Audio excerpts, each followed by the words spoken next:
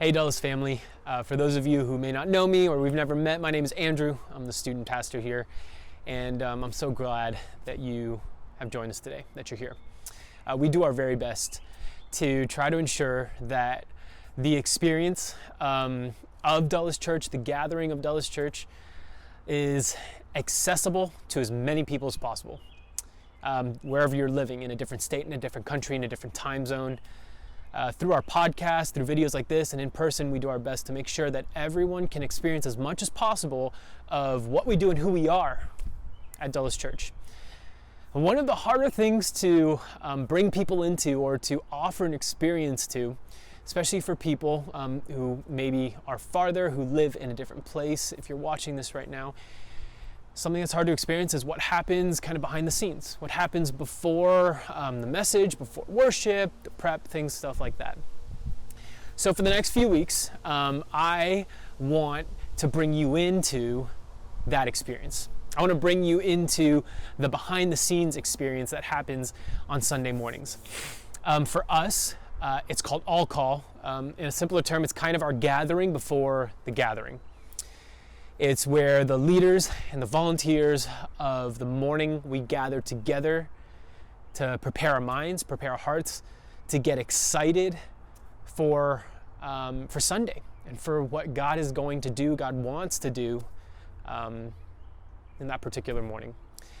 And I have the privilege of being able to lead All Call, to talk through and to really just walk with our volunteers and leaders through how God is developing us and how God is inspiring us to be more like Him to those who walk through our doors. And a lot of times, it applies to the morning. It applies to the position or the role that we hold as a volunteer on Sunday morning, but they also heavily apply just to life in general. And so what inspires us and what gets us ready on Sunday mornings, I believe also can be inspiring for you, and it can also give you a platform to be able to live into who we are at Dulles Church and what we believe in. So a question I asked our volunteers is, who would consider themselves a creative? Would you consider yourself a creative? Or would you consider yourself creative? About 5 to 7 people in the group of 15 to 20 that we had raised their hands. And that's interesting, right? The world culture has taken one definition of creation and has made it the primary, or made it sometimes the only definition of creative or creativity. And that sometimes stops us from living into being creative. I want to go back to the very beginning, the first time that the concept of a creative was even spoken or thought of. The first book of the Bible, Genesis chapter 1, we see that there is nothing.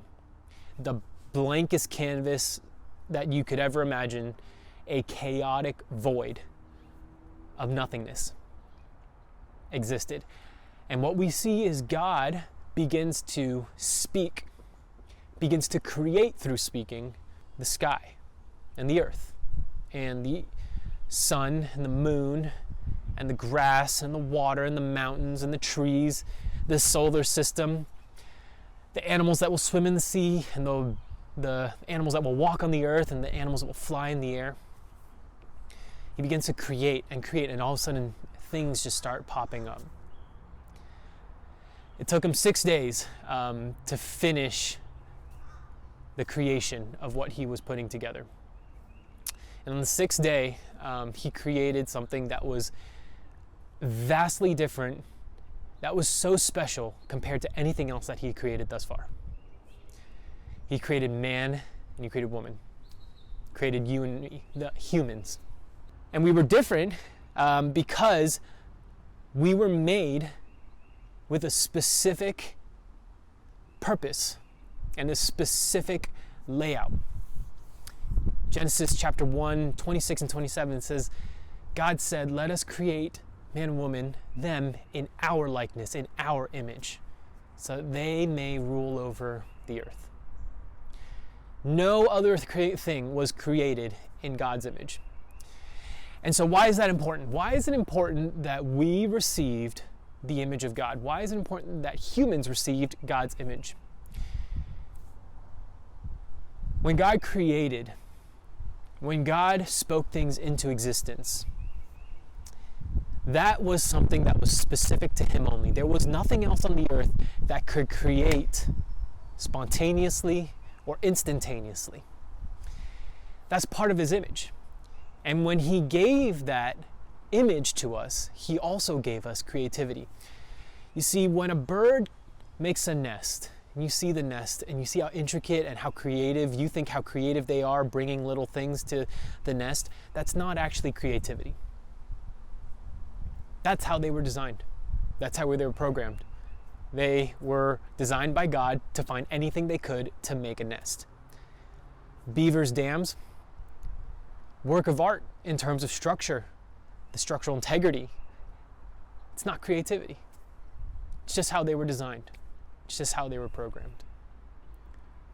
The flowers, the way they look, the petals, the intricate details and the colors, the butterfly and all the patterns, they're not creative.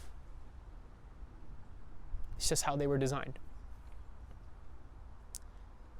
You and I, as human beings, have the special and the unique ability. We're the only creation that can truly create out of nothing, spontaneously. So it begs the question, do you consider yourself a creative?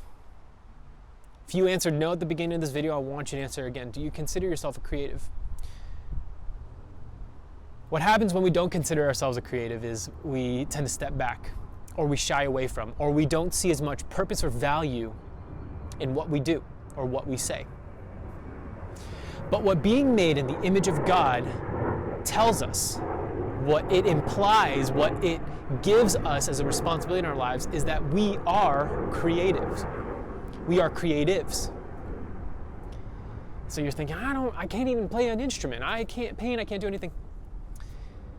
What God designed you to be able to create were conversations, relationships, the innate ability for us to be able to connect with other people, to listen to other people. And so the time that you spend with conversations today, the words that you use, the time that you spend with people, I want you to think and have the confidence in yourself that you were designed to create. You were designed to create something beautiful in that relationship with your coworker. You were designed to create a beautiful output of words to speak life and love to other people. Step into that role of being creative. Step into that responsibility of creativity. To love people, to truly see people, and treat people as Jesus did.